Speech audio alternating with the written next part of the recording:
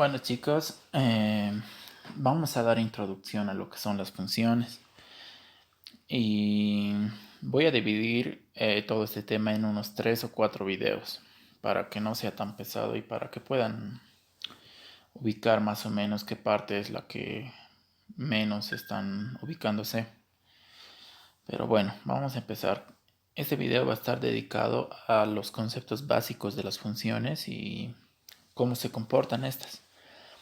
Y para entender qué es una función, primero tenemos que saber qué es un par ordenado. Debemos saber que un par ordenado es una pareja de elementos que guardan un orden determinado. Para eso vamos a entender que la X, o sea que el primer componente va a estar dedicado al eje de las abscisas que vamos a explicar dentro de un momento, y Y, que es el segundo componente, va a estar al eje de las ordenadas. Pero eso vamos a entenderlo mejor con un plano cartesiano, que posteriormente les voy a indicar qué es eso. Bueno, un par ordenado. Tenemos algunos ejemplos. Aquí son ejemplos numéricos: 1,2, 2,5, 10,30, que no es tan difícil de entender. Entonces, vamos a ir a ver qué es una función, entendiendo que es un par ordenado. Bueno, vamos a ir que la función es un conjunto de pares ordenados, donde no se repite el primer componente. Bueno, la función en sí es un conjunto de pares ordenados, pero donde tiene una condicionante que no se debe repetir el primer componente, es decir, las x, ¿ya? Entonces, aquí vamos a dar algunos ejemplos que son funciones, otros que no son funciones. Podemos observar en el primero que todos los primeros componentes nunca se repiten: -2, 3 y 5. Entonces es una función. En el siguiente podemos observar que 1,3, 2,-7 y 4,3 también es una función.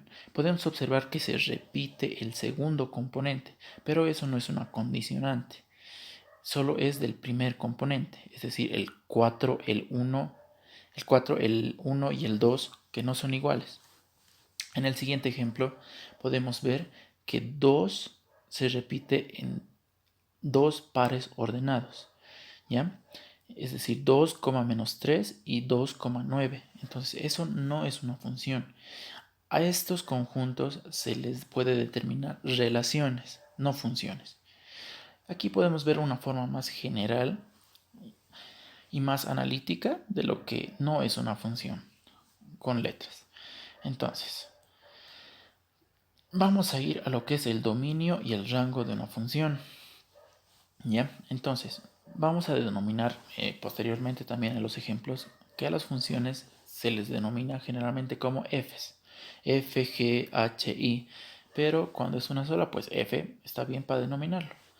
Entonces, aquí podemos ver que está compuesto por 4 pares ordenados esta función, donde el dominio son los primeros componentes, es decir, los componentes del eje X, ¿ya? Donde podemos ver que es A, B, C y D. Y el rango, que es el segundo componente de cada par ordenado, o sea, V, X, Y y Z, ¿ya? Entonces, una aclaración también es que el rango se puede denominar codominio, imagen o recorrido. Depende a la bibliografía que se está usando, ¿no? Pero en todas significa lo mismo, que es el segundo componente de los pares ordenados de una función. Bueno, ahora sí, les voy a explicar lo que es lo que les decía el plano cartesiano de coordenadas. Bueno, este plano cartesiano no es ni más ni menos que la unión, o sea, la intersección perpendicular de dos rectas reales. Ya debemos saber qué es una recta real, que ya en el anterior tema se avanzó en los números reales. Una recta real es como esta, ¿verdad? Que determina solamente en un eje lineal, que va desde menos infinito hasta el infinito.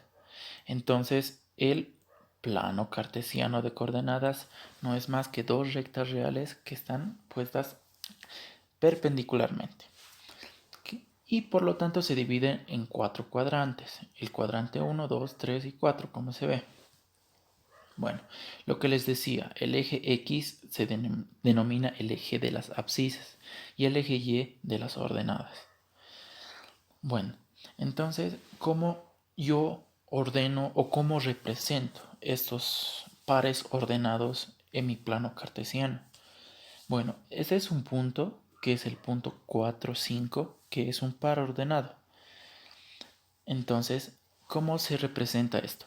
El 4, como dijimos, va en el eje X, es el punto X, el 4, que va en las abscisas, o sea, en el eje horizontal. Entonces, buscamos el punto 4 y lo extendemos ¿hasta dónde? Hasta el punto 5, pero de las ordenadas. Entonces, el punto de encuentro es este. Y así se va representando los pares ordenados. Entonces, chicos, para el siguiente video vamos a ir ya más o menos resolviendo ya lo que son las operaciones que se hacen entre funciones y todo eso. Entonces, aclaraciones o conclusiones es que una función es un conjunto de pares ordenados. Este solo es un par ordenado, es decir que una función comprende varios pares ordenados y generalmente están escritas por ecuaciones que las vamos a ver en el siguiente video.